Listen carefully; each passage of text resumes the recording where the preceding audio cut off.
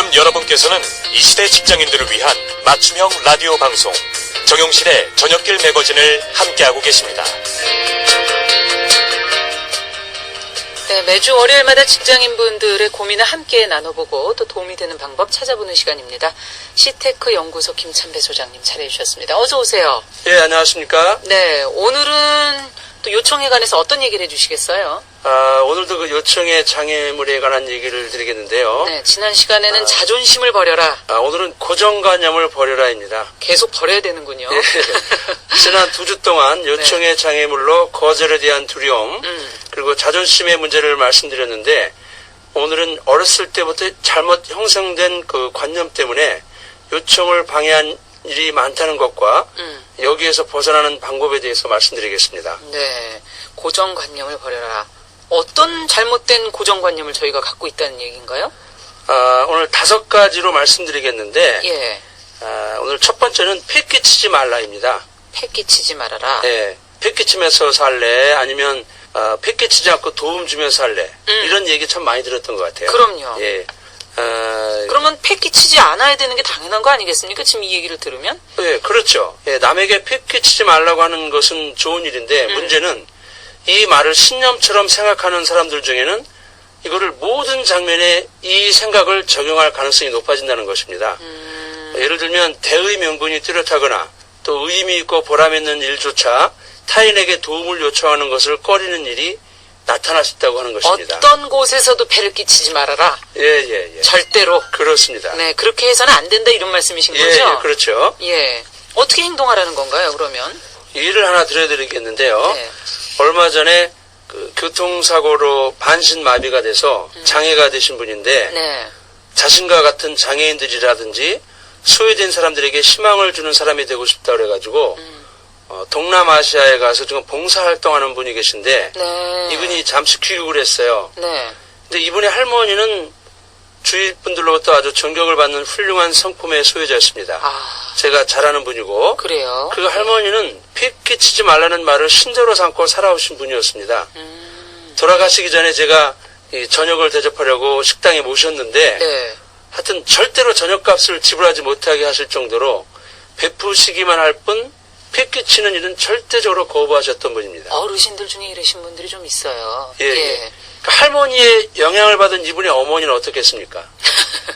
똑같이 패기치지 말라. 그랬겠죠. 이거를 자녀들에게 주문하셨고, 그 자녀들도 결국은 같은 생각 갖고 살아갔던 것이죠. 네. 그런데 본인이 이제 봉사활동을 하다 보니까 재정이 필요하지 않습니까? 그렇죠. 근데 결국은 후원자들의 후원이 있어야 되는데, 이 가문의 영향을 받아서 남들에게 이런 일 하는데 도와달라는 요청을 잘 못하는 거예요.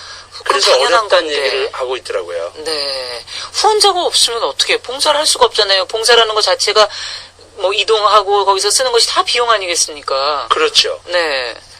가끔 우리 주변에 보면 열정만 가지고 해외 봉사활동 나갔다가 실패하고 돌아오는 분들을 제가 몇 분 본 적이 있는데, 사실은 이런 큰 의미 있는 일을 하려면 지속적이고 안정적인 후원자들이 있어야만 됩니다. 그렇죠.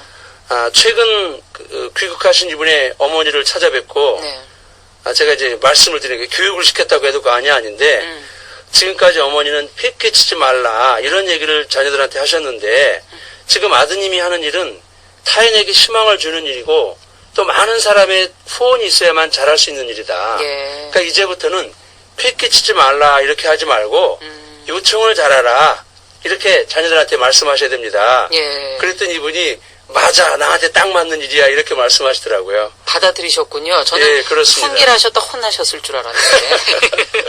자, 그렇다면 두 번째 고정관념은 뭡니까? 첫 번째는 패기치지 말아라. 이 예, 얘기고. 그렇습니다. 두 번째 고정관념은 이게 성경에 나오는 얘기인데, 네. 주는 것이 받는 것보다 복이 있다. 근데 여기서 복이 있다는 것은 제가 영어 성경을 보니까 흔히 한국에서 생각하는 것처럼 돈 많이 벌고 출세하는 그런 복이 아니고 네. 행복하다라는 뜻이더라고요. 예, 그러니까 주는 것이 받는 것보다 것보다 행복하다. 행복하다. 예, 그런 뜻이더라고요. 네. 예, 종교를 가진 분들 중에 이런 생각하는 분들이 특히 그렇죠. 많겠죠. 이것도 정말 일반화된 얘기인데요. 예. 물론 주는 자가 행복한 것은 맞습니다. 하지만 주는 것 못지않게 받는 것도 행복하다. 이런 말씀입니다. 그렇다면 세 번째 고정관념은 뭡니까? 세 번째 고정관념은 자기 일은 스스로 해야 된다입니다. 이것도 너무 당연하게 맞는 말이잖아요. 예, 예. 제가 뭐 어느 집에 갔더니 가훈이 아예 이런 말로 이렇게 붙어 있는 적도 본 적이 있는데, 네. 이러한 것을 신조로 사는 사람들 중에는 어려서부터 이런 얘기 많이 들었을 거예요. 너는 혼자서 그것도 못하니? 왜 나한테 묻지? 스스로 할 수 있는데. 왜 도대체 너는 바보처럼 묻기만 하니? 이런 말에 이 세뇌되신 분들이 있어요. 예. 이런 사람들은 타인에게 도움을 요청하는 것을 극도로 꺼리는 경향이 있다고 하는 좀 것입니다. 독립적인 성향의 부모님들이 그렇게 자식을 또 키우시잖아요, 그렇게. 그렇죠. 예. 그래서 제가 얼마 전에 모 기업에서 그 요청에 대한 강의를 했는데 한 여성이 강의 듣고 혼동이 생겼다고 저한테 왜요? 말씀하시더라고요. 왜요? 이분도 어렸을 때부터 자신의 일은 스스로 하라고 교육을 받았고 그래서 남에게 절대로 도움을 요청하지 않고 스스로 해왔다는 거예요. 그리고 지금도 자신은 본인의 자녀에게 그렇게 교육을 시켜왔는데 오늘 강의를 들으면서 남에게 요청을 하라고 하니까 혹시 내가 교육 방법이 틀렸나? 이래서 혼동이 왔다는 것입니다. 그럼 뭐라고 그러셨어요? 물론 자신의 일을 스스로 하는 것이 맞습니다. 하지만 어머니는 그렇게 사실 수 있을지 모르지만 지금은 지식과 기술이 폭발적으로 증가하고 그렇죠. 나 혼자만의 힘으로 해결할 수 없는 일들이 점점 많아지는 이 시대를 살아가는 자녀에게 더 어울리는 충고는 자기 일은 스스로 하라. 그런데 남의 도움을 받으면 더 큰 일을 할 수 있다. 이것도 알려줘야 되지 않을까요? 그랬더니 네. 이분이 그렇군요. 이렇게 말씀하시더라고요. 네. 자, 그렇다면 네 번째 고정관념은 뭐예요? 네 번째 고정관념은 거절이 미덕이다. 이런 얘기도 많이 들으셨잖아요. 거절이 미덕이다. 누가 이게 도와준다 그러는데 이게 도와주세요 이렇게 말하지 않고 아닙니다 이렇게 거절하는 우리 걸 표현이 그렇잖아요. 예, 미덕으로 생각하는 것이죠. 뭐 해준다 그래도 아니에요. 예, 대신 예. 제가 할게요. 이러죠. 한 번은 제 친구가 우리 집을 방문했는데 네. 제 아내가 저녁 먹었냐고 그랬더니 먹었다는 거예요.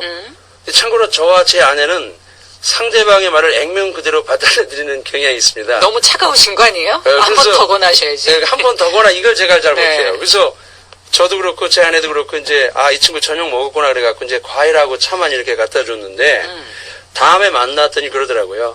야, 나 그날 사실 저녁 안 먹어서 몹시 배고팠는데 어떻게 저녁 먹었다고 했다고 과일과 차만 주냐 이렇게 얘기하더라고요. 이런 소리 듣는다니까요. 그렇습니다. 네. 예.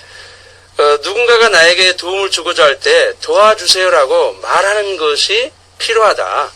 아니 괜찮습니다 이렇게 말하지 말고요.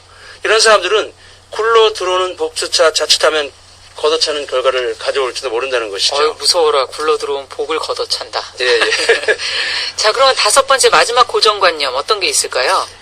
이거는 이제 알아서 해줄 거야 이런 고정관념이 있을 수 있는데요.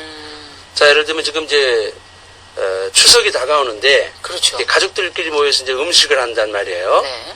이제 동서가 이제 몇 시쯤 오기를 기대했는데 네. 11시쯤에 온 거예요. 근데 형님 동서가 영 기분이 안 좋은 거예요. 기대보다 늦게 왔군요. 그죠? 그래 보니까 큰 동서는 뭐 예를 들면 9시나 10시쯤 와야 된다 이렇게 생각했는데 네. 11시 오다 보니까 괘씸하기도 하고 기분이 좀 섭섭했던 게 이제 얼굴에 혼자 나타났던 일을 다 것이죠. 했으니까 이거 얼마나 미묘한지 아세요? 사실은 이거는 큰 형님께서 예. 몇 시에 오라고 정확하게 요청했다면 사실은 이런 갈등은 발생하지 않죠.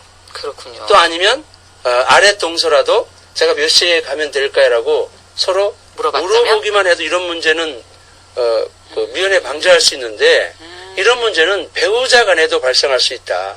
우리 배우자에게 가끔 그럴 때 있잖아요. 네. 배우자가 알아서 해줄 거라 기대했는데 알아서 안 해주면 섭섭해하는데 그렇죠. 점쟁이가 아닌 이상 배우자도 내가 원하는 일은 모른다. 그러니까 네. 정확하게 도와달라고 요청해야 된다. 그렇게 표현하세요. 전쟁이가 아닌 이상 모른다. 그러니까 정확하게 얘기하라는 이런 말씀이시군요. 네, 그렇습니다. 네, 알겠습니다. 지금 추석 얘기를 사례를 들어서 해주시니까 이번 추석에는 정확하게. 예, 그래서 알아서 해준다는 것은 기대하지 말라. 네. 예, 그렇게 생각하시면 좋겠습니다. 알겠습니다. 다들 일찍 들어오세요. 네. 자, 오늘 요청의 장애물 고정관념을 버려라 5가지 고정관념 같이 살펴봤습니다. 시테크 연구소 김천배 소장님과 함께했습니다. 오늘 말씀 잘 들었습니다. 네, 감사합니다.